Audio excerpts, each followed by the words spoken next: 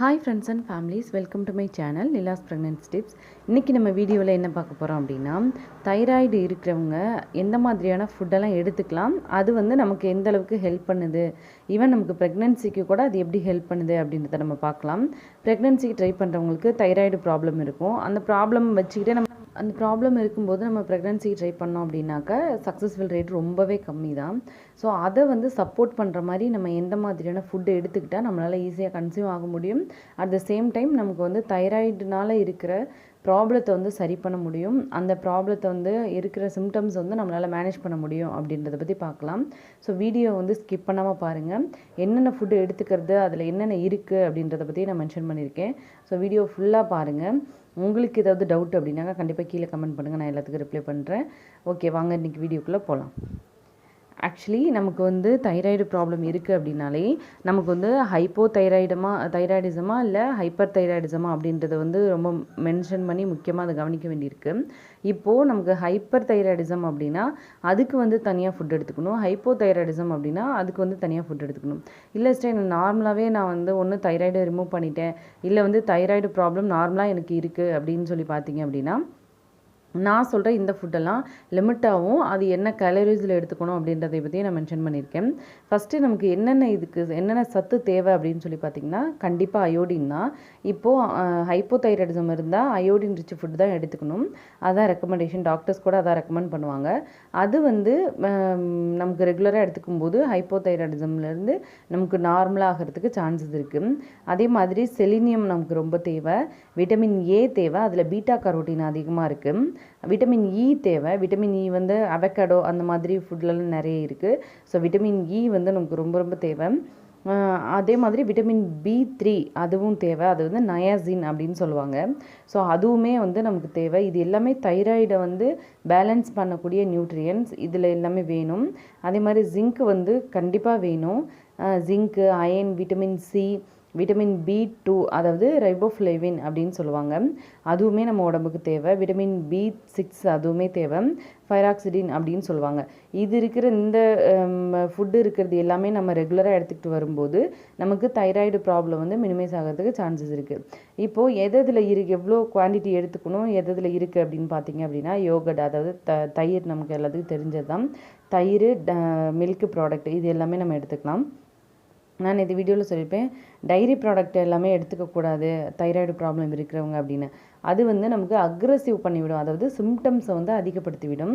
இப்போ hyper thyroidism இருந்துச்சுன்னா தயவு செஞ்சு அதை நீங்கள் எடுத்துக்க வேண்டாம். ஈவன் நமக்கு அது எந்த விதத்தில் நமக்கு சப்போர்ட் பண்ணுதுன்னா யோகட் அண்ட் மில்க் அப்படின்னா இதில் விட்டமின் டி ஜாஸ்தி இருக்குது. அதே மாதிரி இது இம்யூனிட்டியை பூஸ்டப் பண்ணக்கூடிய ஃபுட்டு இது. ஸோ இது நமக்கு என்ன ஒரு லிமிட்டுக்கு மேலே நம்ம அதிகமாக எடுத்துக்கிறோம். இப்போ இது ஹைப்போதைராய்டிசம் இருக்கவங்க கண்டிப்பாக எடுத்துக்கலாம். ஆனால் ஹைப்பர் தைராய்டிசம் இருக்கிறவங்க ஒரு லிமிட்டுக்கு மேலே நம்ம அதிகமாக எடுத்துக்கும் போது சிம்டம்ஸ் அக்ரிவேட் பண்ணிவிடும். ஸோ இதை நம்ம மீடியமாக எடுத்துக்கிறது ரொம்ப ரொம்ப நல்லது. அதாவது நமக்கு ஒரு கப்பில் 85 mcg அதாவது மைக்ரோகிராம் இருக்குது. ஒரு நாளைக்கு ஒரு கப் எடுத்துக்கிறது போதுமானது. அதாவது மில்காக இருக்கட்டும், யோகட்டாக இருக்கட்டும். இது யார் சொல்லியிருக்காங்க அப்படின்னாக்க அதாவது நேஷ்னல் இன்ஸ்டியூட் ஆஃப் ஹெல்த், அது அவங்க தான் அனௌன்ஸ் பண்ணியிருக்காங்க. ஒரு கப்பு எடுத்துக்கிறதுல நமக்கு ப்ராப்ளம் பெருசாக இப்போ சிம்டம்ஸ் அக்ரிவேட் ஆகாது. இதுவே அதிகமாக நம்ம எடுத்துக்கும் போது ஒரு நாளைக்கு 2 கப்பு இல்லை 3 கப் அந்த மாதிரி எடுத்துக்கும் போது மில்காக இருக்கட்டும் இல்லை யோகட்டாக இருக்கட்டும் அந்த ப்ராப்ளம் அக்ரிவேட் ஆகிறதுக்கு சான்சஸ் இருக்குது. அடுத்து பார்த்தீங்க அப்படின்னாக்கா பிரேசில் நட்டும் எக்கும். இப்போ பிரேசில் நட்ஸ் எக்கு நம்ம எடுத்துக்கும் போது இதில் என்ன இருக்குது அப்படின்னு சொல்லி பார்த்தீங்க அப்படின்னா செலினியம் இருக்குது. செலினியம் நமக்கு எதில் ஹெல்ப் பண்ணுது அப்படின்னு சொல்லி பார்த்தீங்க அப்படின்னா இப்போ பிரேசில் நட்ஸில் என்னென்ன இருக்குதுன்னு பார்க்கலாம். இது நமக்கு தைராய்டு ஹார்மோனை ரெகுலேட் பண்ணுறதுக்கு ஹெல்ப் பண்ணுது. செலினியம் ஜாஸ்தி இருக்குது. இது லாங் டேர்ம், அதாவது தைராய்டு டேமேஜ் ஆகாமல் லாங் டேர்மாக ப்ரொடெக்ட் பண்ணுறதுக்கு ரொம்ப ரொம்ப ஹெல்ப் பண்ணுது தைராய்டு பீப்புளுக்கு. இது ஒரு நாளைக்கு எவ்வளோ எடுத்துக்கலாம் அப்படின்னு சொல்லி பார்த்தீங்க அப்படின்னாக்கா 400 mcg எடுத்துக்கலாம் பர் டே. அதுவே போதுமான அளவு தான். அதே மாதிரி இது மற்றதுக்கு எதுக்கு ஹெல்ப் பண்ணுது அப்படின்னு சொல்லி பார்த்தீங்கன்னா நெய்லெலாம் ரொம்ப தின்னாக இருக்குது, பேலாக இருக்குது, அந்த மாதிரி இருக்கிறவங்க, ஹார்ட் ப்ராப்ளம் இருக்கிறவங்க, ஹேர் லாஸ் இருக்கிறவங்க, இவங்க எல்லாமே பிரேசில் நட்ஸ் எடுத்துக்கலாம். அதர்வைஸ் இதில் நிறைய பெனிஃபிட்ஸ் இருக்குது. ஸோ நம்ம இது முக்கியமான பாயிண்ட் மட்டும் நம்ம பார்க்கலாம். முக்கியமான விஷயம் இதை நம்ம எடுத்துக்கிட்டாலே போதும், செலினியம் ரொம்ப ஜாஸ்தி இருக்குது. அதே மாதிரி எக்கில் என்னென்ன இருக்குதுன்னு சொல்லி பார்த்தீங்க அப்படின்னா இதில் நான் சொன்ன மாதிரி செலினியம் ஜாஸ்தி இருக்குது. அட் த சேம் டைம் இது வந்து லார்ஜ் குவான்டிட்டி, எப்படின்னா 16% வந்து அயோடின் இருக்குது. இப்போது ஒரு பெரிய எக்கில் 16% இருக்குது. இது வந்து நம்ம நார்மலாக இருக்கிறவங்க எடுத்துக்கலாம். இப்போ ஹைப்பர் தைராய்டிசம் இருக்கிறவங்க அப்படின்னாக்கா அதை மினிமைஸ் பண்ணி எடுத்துக்கிறது நல்லது. 20% வந்து செலினியம் இருக்குது. ஒரு நாளைக்கு நமக்கு தேவையான செலினியம் வந்து 20% இருக்குது, அயோடின் வந்து 60% இருக்குது. ஸோ தாராளமாக ஒரு பெரிய எக்கில் இது இருக்குது, நம்ம ரெகுலராக எடுத்துக்கலாம், தப்பு கிடையாது. இது வந்து தைராய்டுக்கு வந்து சூப்பர் ஃபுட் அப்படின்னு சொல்கிறாங்க. இதில் வந்து அது இல்லாமல் வேறு என்னென்ன நியூட்ரியன்ஸ் இருக்குது அப்படின்னு சொல்லி பார்த்தீங்க அப்படின்னா vitamin D, vitamin B2, riboflavin, இது எல்லாமே இருக்குது.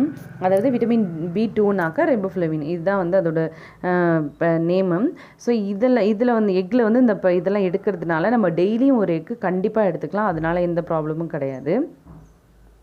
அடுத்து பார்த்தீங்க அப்படின்னாக்கா நமக்கு கண்டினியூஸாக நம்ம எடுத்துக்கிட்டு இருந்தாலுமே அது அக்ரிவேட் ஆகாமல் நம்ம பார்த்துக்கணும், அதுதான் வந்து பெரிய விஷயம்.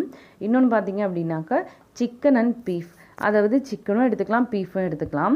இதனால என்ன ப்ராப்ளம் வரும் அப்படின்னு சொல்லி இதனால என்னென்ன பெனிஃபிட் அப்படின்னு சொல்லி பார்த்தீங்க அப்படின்னா இதில் வந்து விட்டமின் B3 இருக்குது, அதாவது நயாசின் அப்படின்னு சொல்லுவாங்க.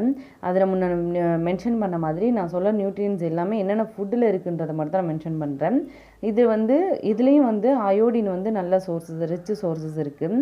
அதே மாதிரி இதில் வந்து மூணு ஸ்பூனில் வந்து, அதாவது 3 to 4 பீசஸ் வந்து நம்ம எடுத்துக்கலாம் ஒரு நாளைக்கு. அதாவது எவ்வளோ அமௌண்ட் எடுத்துக்கணும் அப்படின்னு சொல்லி பார்த்தீங்க அப்படின்னாக்கா 3 to 4 பீசஸ் அந்த மாதிரி எடுத்துக்கலாம். இது வந்து தைராய்டுக்கு வந்து ஹெல்ப் பண்ணுது. அது மட்டும் இல்லாமல் இதில் வந்து டூ மச்சாக இப்போ வந்து அதிகமாக எடுத்துக்கும் போது நமக்கு வந்து ஹைப்போதைராய்டிசம் ஆகிறதுக்கு சான்சஸ் இருக்குது. ஏன் அப்படின்னு சொல்லி பார்த்தீங்க அப்படின்னாக்கா இதில் ஜிங்க் ஜாஸ்தி இருக்குது. தைராய்டு ஃபங்க்ஷனை வந்து மினிமைஸ் பண்ணி ரொம்ப கம்மி பண்ணுறதுக்கும் இதில் சான்சஸ் இருக்குது. ஸோ இதை நீங்கள் வந்து நார்மலாக ஒரு அட்லீஸ்ட் ஒரு 1/4 கிலோ இல்லை ஒரு 3 to 5 பீசஸ் அந்த மாதிரி எடுத்துக்கிட்டிங்கன்னா நல்லது, அவ்வளோதான்.